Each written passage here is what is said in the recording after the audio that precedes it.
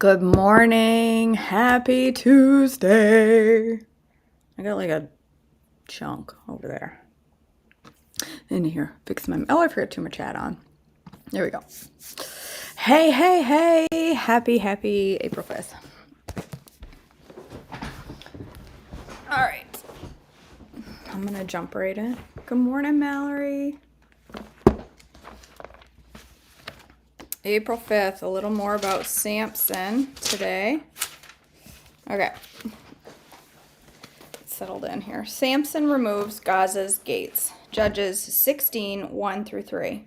One day, Samson went to the Philistine town of Gaza and spent the night with a prostitute. Word soon spread that Samson was there, so the men of Gaza gathered together and waited all night at the town gates. They kept quiet during the night, saying to themselves, "When the light of morning comes, we will kill him." But Samson stayed in bed only until midnight. Then he got up and took hold of the doors of the town gate, including the two posts, and lifted them up, the bar and all. He put them on his shoulders and carried them all the way to the top of the hill across from Hebron. Samson and Delilah, Judges 16, 4 through 22. Some time later, Samson fell in love with a woman named Delilah, who lived in the valley of Sorek. The rulers of the Philistines went to her and said, "Entice Samson to tell you what makes him so strong and how he can be overpowered and tie him up securely. Then each of us will give you 1,100 pieces of silver." So Delilah said to Samson, "Please tell me what makes you so strong and what it would take to tie you up securely." Samson replied, "If I were tied up with 7 new bowstrings that have not yet been dried, I would become as weak as anyone else." So the Philistine rulers bought Delilah 7 new bowstrings, and she tied Samson up with them. She had hidden some men in the inner rooms of her house, and she cried out, "Samson, the Philistines have come to capture you." But Samson snapped the bowstrings as a piece of string snaps when it's burned by fire. So the secret of his strength was not discovered. Afterward, Delilah said to him, "You've been making fun of me and telling me lies. Now please tell me how you can be tied up securely." Samson replied, "If I were tied up with brand new ropes that had never been used, I would become as weak as anyone else." So Delilah took new ropes and tied him up with them. The men were hiding in the inner room as before, and again Delilah cried out, "Samson, the Philistines have come to capture you." But again Samson snapped the ropes from his arms as if they were thread. Then Delilah said, "You've been making fun of me and telling me lies. Now tell me how you can be tied up securely." Samson replied, "If you were to weave the 7 braids of my hair into a fabric on your loom and tighten it with the loom shuttle, I would become as weak as anyone else." So while he slept, Delilah wove the 7 braids of his hair into the fabric. Then she tightened it with the loom shuttle. Again she cried out, "Samson, the Philistines have come to capture you." But Samson woke up, pulled back the loom shuttle, and yanked his hair away from the loom and the fabric. Then Delilah pouted, "How can you tell me I love you when you don't share your secrets with me? You've made fun of me 3 times now, and you still haven't told me what makes you so strong." She tormented him with her nagging day after day until he was sick to death of it. Finally, Samson shared his secret with her. "My hair has never been cut," he confessed, "for I was dedicated to God as a Nazirite from birth. If my head were shaved, my strength would leave me, and I would become as weak as anyone else." Delilah realized he had finally told her the truth. So she sent the Philistine rulers. "Come back one more time," she said, "for he has finally told me his secret."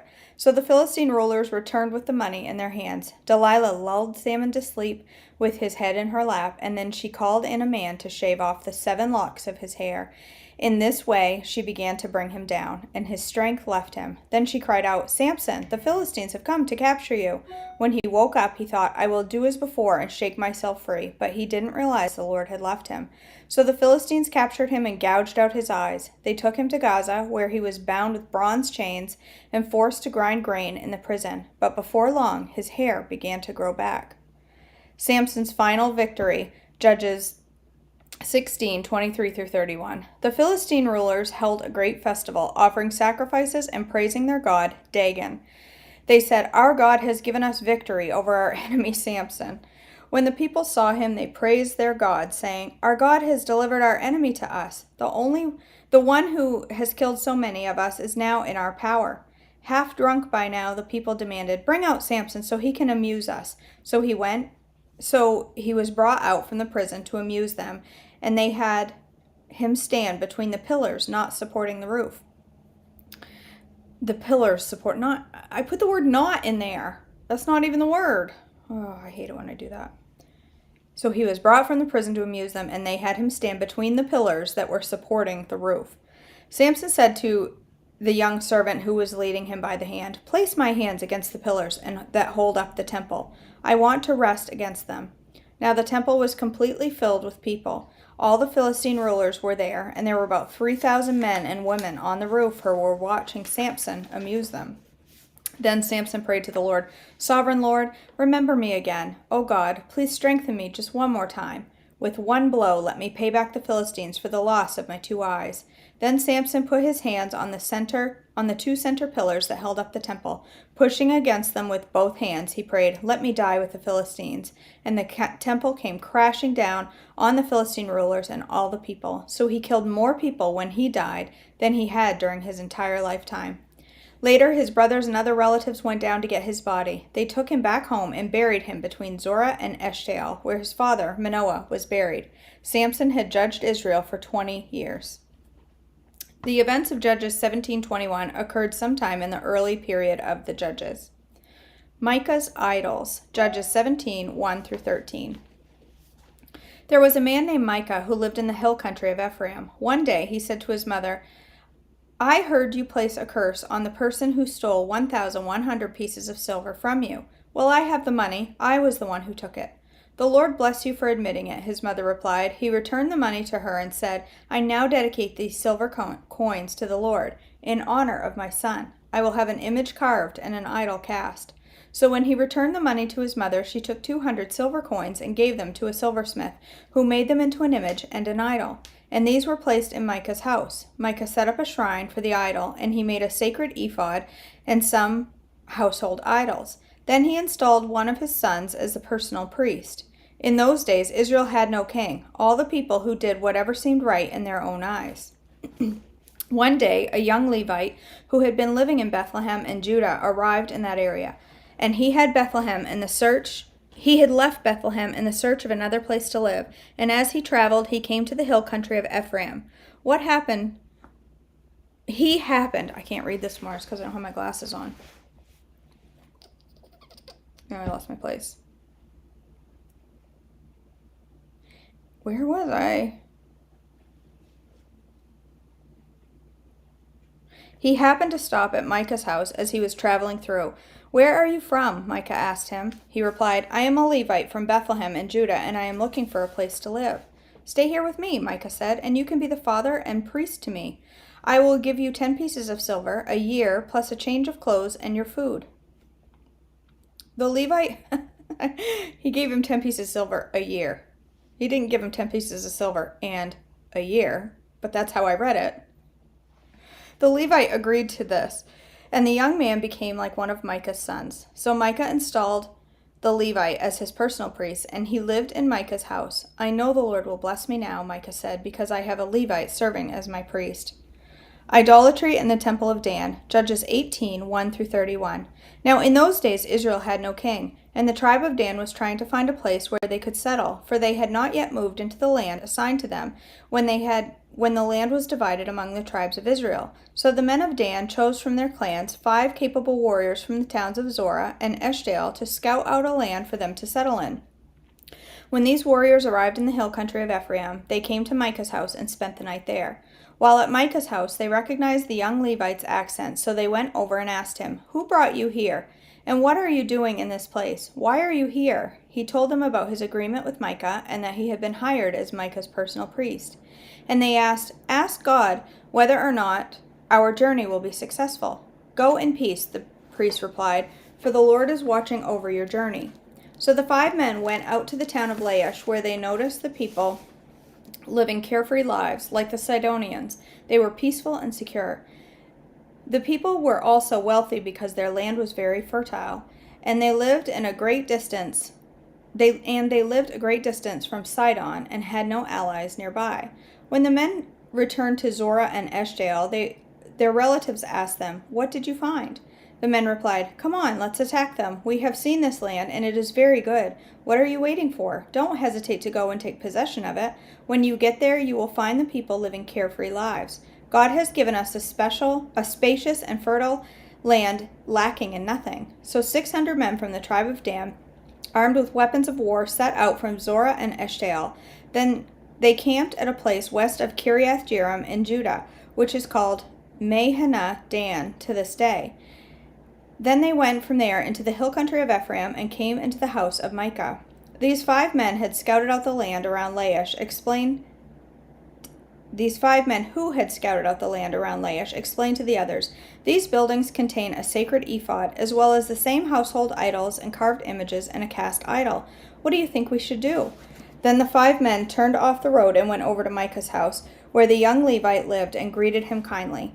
As the 600 armed warriors from the tribe of Dan stood at the entrance of the gate, the 5 scouts entered the shrine and removed the carved image. The sacred ephod, the household idols, and the cast idols. Meanwhile, the priests were standing at the gate with the 600 armed warriors.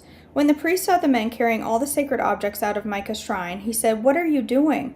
"Be quiet and come with us," they said. "Be a father and a priest to all of us. Isn't it better to be a priest for the entire tribe and clan of Israel than for a household of just one man?" The young priest was quite happy to go with them, so he took along the sacred ephod, the household idols, and the carved image.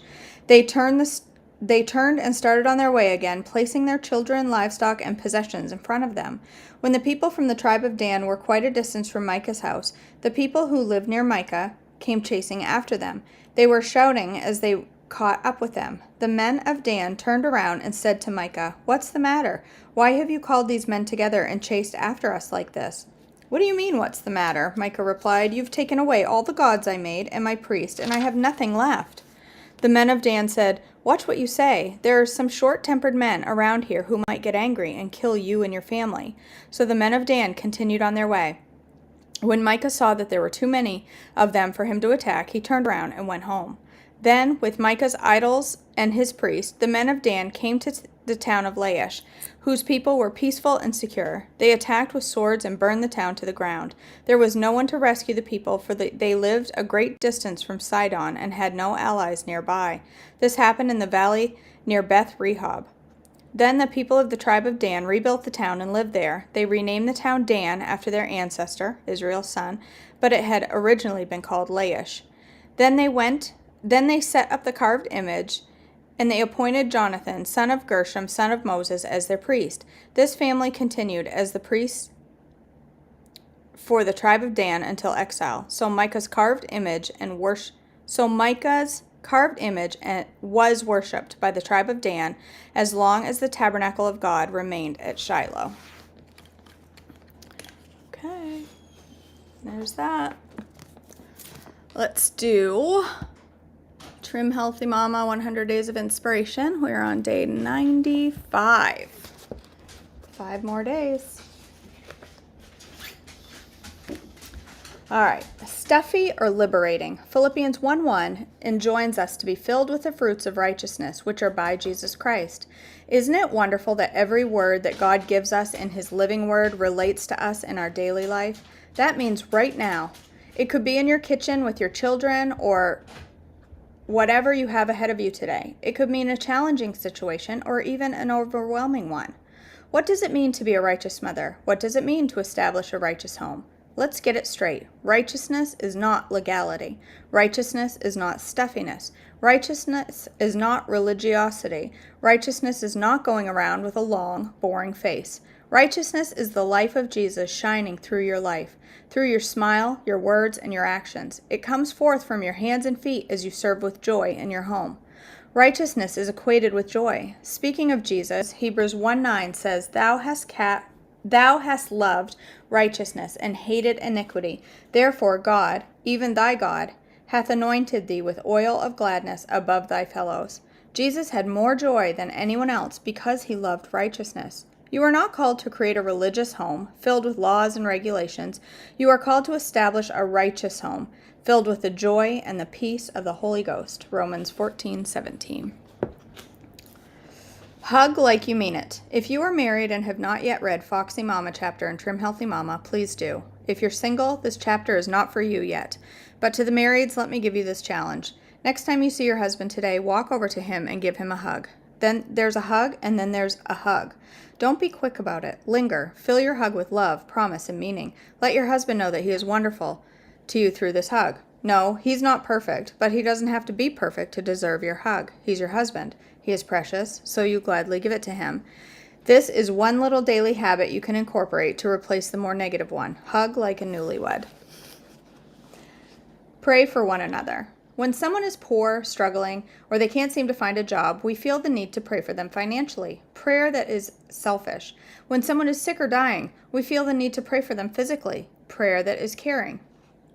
I said selfish. I meant selfless. Prayer that is selfless, not selfish. When someone is sick or dying, we feel the need to pray for them physically. Prayer that is caring. But over and over again, the Bible uses prayer as a request to pray for others spiritually. Prayer that is love, that they will know His love. Paul prayed for the saints in Ephesus for their wisdom, revelation, and knowledge of Him, Ephesians 1:17. Paul and Timotheus prayed for the saints in Philippi that their love would abound more and more in knowledge and in all judgment, that they would approve things that are excellent, be sincere without offense, and be filled with the fruits of righteousness, Philippians 1:9-11. Paul, Silvanus, and Timotheus prayed for the church in the set of the Thessalonians that the name of the Lord Jesus Christ would be glorified in them, and that they in Him, 2 Thessalonians 1:12. After warning him that Satan would sift him as wheat, Jesus Himself prayed for Simon that his faith would fail not, and when he was converted, he would strengthen his brethren. There are three main ways to pray for someone: financially, physically, and spiritually. They go in order from least important to most. Okay? Oh, gross, Sarah. I'm just kidding. Ew! Nasty. So, this morning, what time is it? This morning I was going to make Unlikely Heroes, but I am running a little later than I intended to. Shocker. So I'm going to make a shake instead this morning. I'm going to make a shake that I can drink on the road because I have to go see my dermatologist this morning. Yay! Hopefully no more biopsies because these two that I got are still healing. And they hurt. I don't want to pull any more stitches. I don't like pulling stitches out of my leg. It ain't normal. It ain't natural to pull your own stitch. I get the willies just thinking about it. It was not a fun, pleasant event for me. So, all right. I am going to jump off here and gather my things. I'm going to make my absolute all-time favorite shake that I have not had in probably a year. And I'm going to make it because I love it. And I got to thinking about it and was like, oh, I hope you can't hear the background. My husband's in there brushing his teeth and gagging. That really adds to the devotions. It really just brings it all together. And all right, I love you all. I will see you for breakfast in literally like 3 minutes. Everybody cross your fingers. That's what I'm going to do. I'm going to get my stuff together and be live for breakfast in just a moment. I love you all. Have a blessed day.